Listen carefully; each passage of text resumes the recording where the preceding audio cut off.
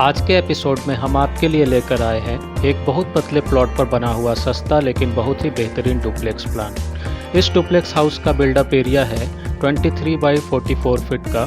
इसमें आपको मिलेंगे 2 बेडरूम्स, 1 ड्राइंग या गेस्ट रूम, दोनों फ्लोर पर एक living hall, 1 kitchen, 1 common late bath, 2 attached late bath, 2 balcony first floor पर और 1 कार पार्किंग। सही एवं संपूर्ण जानकारी के लिए कृपया वीडियो को बिना स्किप किए अंत तक देखें। नमस्कार, आदाब, सत श्री अकाल, हेलो दोस्तों, मैं अनुराग स्वागत करता हूं आपका आपके अपने YouTube चैनल आशियाना पे।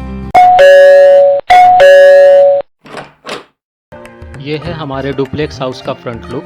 ये बिल्कुल सिंपल कंस्ट्रक्शन है, आप चाहे तो इसमें और डिज़ाइन ऐड कर सकते हैं, बट मेरा मानना है सादगी ही परम सुंदरता है। Means simplicity is the ultimate sophistication.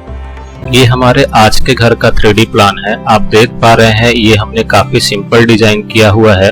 ये ग्राउंड फ्लोर का प्लान है।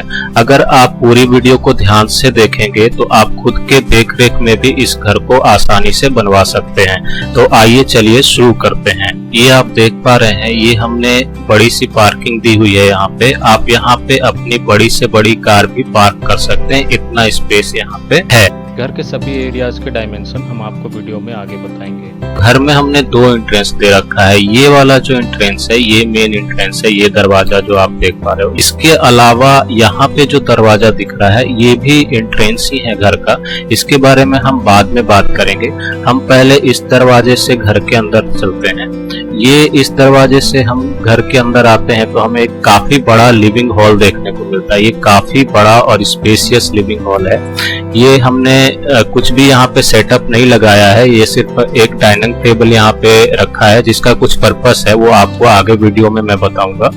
आप अपनी मर्जी से जैसा चाहे वैसा सेटअप कर सकते हो घर में।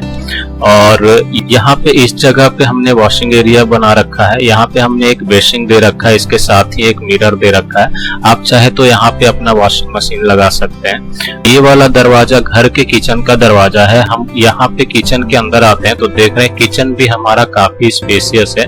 इसका जो वेंटिलेशन है ये सामने देख रहे हैं, ये सामने वाली खिड़की से इसका वेंटिलेशन होगा। आप यहाँ से चाहे तो बाहर जो भी लोग आ जा रहे हैं उनको आप आसानी से यहाँ से देख सकते हैं। उसके बाद फिर हम बाहर आ जाते हैं किचन से। ये हमारा सीढ़ी है जो कि हमें फर्स्ट फ्लोर पर ले जाएगा और उसके ऊपर फिर वहीं से सीढ़ी हमें छत पे भी ले जाएगा। उसके बाद फिर हम नीचे आ जाते हैं सीढ़ियों से। ये जो दरवाजा देख रहे हैं ये दरवाजा हमारे इस वाले रूम का दरवाजा है। ये भी काफी स्पेशियस रूम है। आप इस रूम को चाहे तो ड्राइंग रूम या गेस्ट रूम या चाहे तो आप बेडरूम अपनी सुविधा अनुसार यूज कर सकते हो। यहाँ पे वेंटिलेशन के लिए हमने एक बड़ी सी खिड़की दे रखी है। ये वाला दरवाजा जो आप देख पा रहे हैं ये वही दरवाजा है जो मैंने स्टार्टिंग में आपको दिखाया था। घर में आने के लिए दूसरा दरवाजा है। इस वाले दरवाजे से आप अपने गेस्ट को अंदर बुला सकते हो। ऐसे गेस्ट या ऐसे मेहमान जिनको आप नहीं चाहते कि वो आपके लिविंग एरिया में इस एरिया में आए, आप चाहते हैं कि आप उनसे गेस्ट रूम में ही मीट करके और उनको वापस विदा कर दें, वैसे गेस्ट को आप इस दरवाजे से अंदर बुला सकते हो और यहाँ पे बिठा सकते हो। ये जो दरवाजा आप देख पा रहे हैं ये हमारे लेट बाथ का दरवाजा है जो कि कॉमन लेट बाथ है। इसकी वेंटिलेशन के लिए आप यहाँ पे देख पा रहे हो ये छोटा सा वेंटिलेटर हमने यहाँ पे दे रखा है।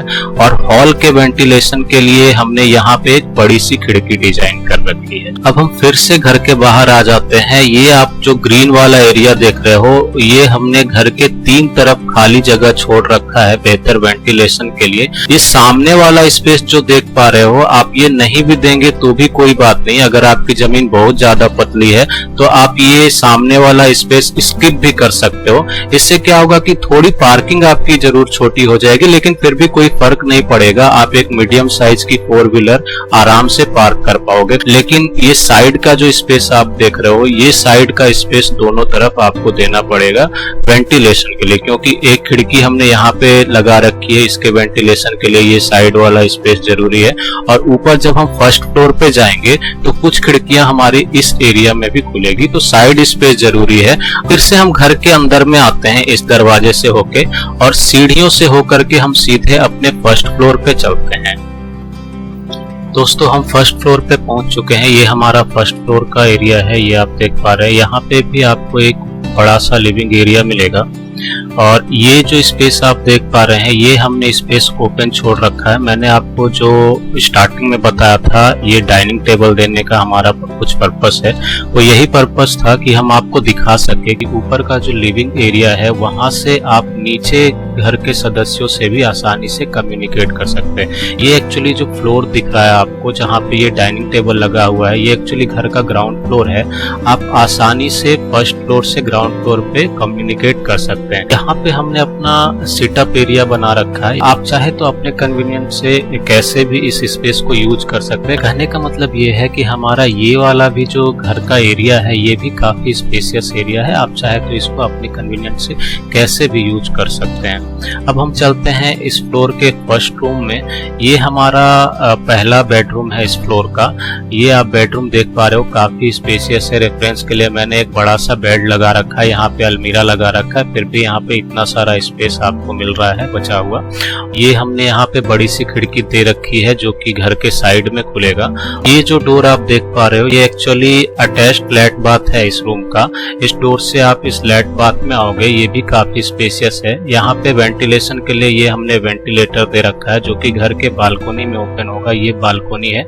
इस बालकोनी में आने का जो रास्ता है इस रूम के इस वाले दरवाजे से, जो दूसरा दरवाजा आप देख पा रहे हो, इस दरवाजे से होकर के ऐसे करके आप बालकोनी में आओगे। ये एरिया एक्चुअली फोटो में नहीं आ पाया है, ये छुप गया है। लिविंग एरिया के वेंटिलेशन के लिए एक बड़ी सी खिड़की हमने यहाँ पे दे रखी है जो कि घर के सामने की तरफ खुलेगी।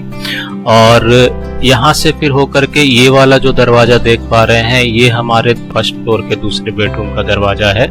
यहाँ पे भी आप देख पा रहे हो हमने एक बड़ा सा बेड यहाँ पे लगा रखा है। बेड को लगाने के बाद भी आप देख पा रहे हैं कितना सारा स्पेस यहाँ पे बच रहा है दोनों साइड से। इस जगह पे भी इतना स्पेस और इस जगह पे भी इतना स्पेस आपका बच रहा है। आप चाहे तो यहाँ पे अलमीरा लगा सकते हो। अलमीरा लगाने के बाद भी काफी स्पेस बचेगा। इस रूम का जो वेंटिलेशन है आप देख पा रहे हो, यहाँ पे एक खिड़की दे रखी है। ये जो दरवाजा आप देख पा रहे हो ये इस रूम का अटैच्ड फ्लैट बाथ है। ये आप देख पा रहे हो, ये भी काफी स्पेशियस है।